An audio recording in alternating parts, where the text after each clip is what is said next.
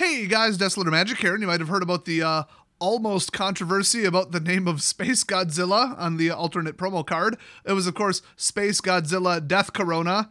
That's mighty unfortunate. And obviously they released the thing like almost apologizing for it and just being like, here's the explanation. We printed it, before Corona was big, and that's what it's called in the movie. It's either called Death Corona or it's like Corona Blast or something like that, whatever. And some people are like, oh, you're being too soft, too PC, too apologetic, just let it be, whatever.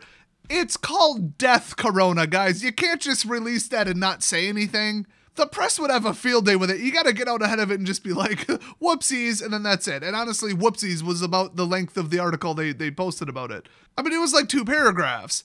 I don't think they went too far, personally.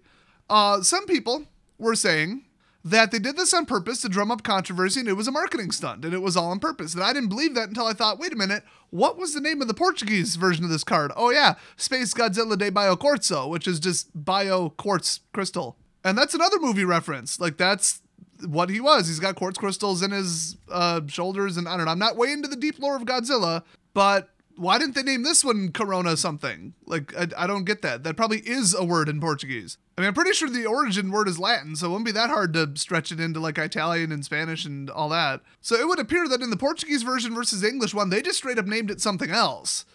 Kind of interesting if you think about it. So with that said, I wasn't going to address this. I didn't think it was worth a video until I got sent some early proofs, allegedly, of some of the Godzilla cards they were going to go with before they settled on the final one. The one that just screams plausible deniability. So I can't verify these. I can't say these came from Wizards, nothing. I'm just presenting them as they are, okay? I'm not saying these are real, but, they just kind of seem to indicate that maybe they were going for offensive on purpose with a little bit of, oh, no, we didn't mean that, Although, I'll just show them and you guys can make your own determination. So first up, we've got Godzilla Unga Bunga Spear Chucker. Now, I mean, you could say they're just, ignorant, dumb rich white folks working at Wizards, which is pretty much what it is. I mean, it's Seattle, and they were going for something diverse that, they thought that was an appropriate term. It's diverse Godzilla. What's wrong with that? That sounds like something they would do. And then, once again, plausible deniability. I mean, okay, so now we got 2 examples of it. So I'm starting to wonder. Just like I'm starting to wonder where on the offensive-ometer Spear Chucker would lie. I'd put it at about a 3 maybe, like right between like Oriental and Colored. Maybe it's around like Midget somewhere. So, okay, you're not convinced yet? Let's look at the second one. Now this one right here, I'd like to hear a reasonable explanation for this, okay? I don't see the plausible deniability.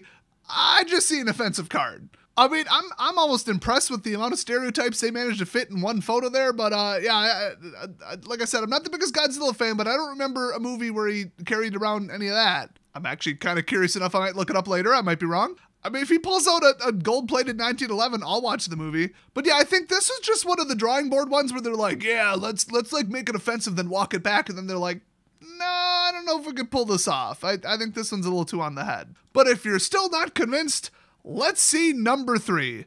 We've got Godzilla, Destroyer of Malaysia Airlines Flight 370. Now, where's the double entendre there? Where's the, it might have been lost in translation, or we were just going for diversity? This is just saying he blew up Malaysia Airlines Flight 370. It's pretty word for word. This just screams offensive for the sake of being offensive, and yes, it would have gotten them a lot of press attention, but they couldn't turn it back and be like, oh, sorry, we didn't know. Random title generator, random number generator. Sorry, guys, we didn't realize. We didn't hear about that news story for a year. I mean, come on. I can see why they would have declined this one.